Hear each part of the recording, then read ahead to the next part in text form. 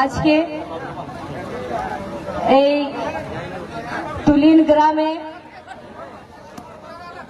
আমার ভাষাটা আমার কথাটা বুঝতে পারছো না?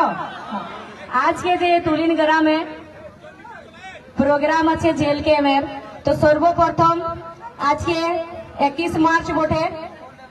আজকের দিনে যে এই সামনে রাখা আছে রঘুনাথ মাহাতোর ফটো, ওদের যে বীর শহীদ রঘুনাথ মাহাতো আজকের দিনে জন্মদিন বটে। আর আজকের দিনে আমাদের ঝাড়খণ্ডে সারহুলও বটে। তো সাথে সাথে এই বীর শহীদ রঘুনাথ মাহাতো কে সর্বপ্রথম আমি নমন করছি। আর সাথে এখানে যে তুলিন গ্রামের যে ধরতি, এই মাটিকে আমি নমন করছি। আর সাথে সাথে এইখানে যত উপস্থিত যত মা বহিন, কাকি জেঠিরা আর আমাদের ছোট ছোট বোনরা, দাদা কাকা জেঠা দূর দরাজলে এখানে আসেছেন।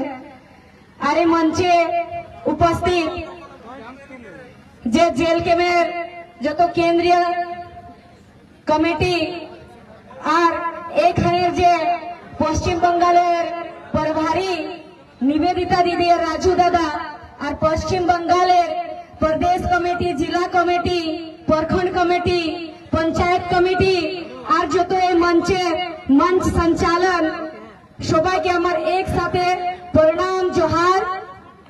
আর যাকে আপনারা শুনতে আসেছেন, যার এক আওয়াজের জন্য এখানে ধিমি ধিমি বর্ষায়ও এখানে দাঁড়াই আছেন, সেই টাইগার জয়রাম দাদাকে আমার প্রণাম জোহার।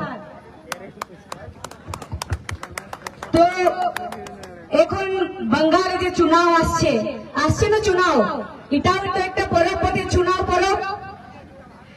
এটা 5 বছরে একবার হয় যে বিধায়ক চুনাওটা। বিধায়ক চুনাও মানে বুঝছো কি গো? দাদারা তো বুঝতে পারবে, কিন্তু আমি জিজ্ঞাসা করছি মা কাকি জেঠিরাকে, বিধানসভা চুনাও মানে বুঝছো কি গো? বুঝতে পারলে? বিধানসভা চুনাও মানে হচ্ছে আপনাদের যে পরিবার আছে, ঘরের পরিবারের যে একটা মুখিয়া থাকে, কেউ তো থাকেন না, চাহে তোমাদের মনের বাবা হোক, চাহে তোমাদের শাশুড় শাশুড়ি হোক, কেউ থাকেন না একটা মুখিয়া ঘরের, যে ওর হিসাবে পরিবারটা চলে। তো সেই রকম একটা পরিবার চলাবার জন্য পরিবারের এক লোককে মুখিয়া বানাতে হয়, যে পরিবারের মুখিয়া থাকে। সেই রকম একটা পঞ্চায়েতকে চলাবার জন্য পঞ্চায়েতের মুখিয়া হয়। তো সেই রকম যে বিধানসভাটা হচ্ছে, সেই বিধানসভাটাকে চলাবার জন্য একটা বিধায়ক দরকার হয়। বিধায়ক দরকার হইল কেন কি? রাজতন্ত্র দেশ বটে আমাদের, লোকতন্ত্র দেশ বটে আমাদের, রাজতন্ত্র নাই। লোকতন্ত্র দেশ মানে কি হচ্ছে?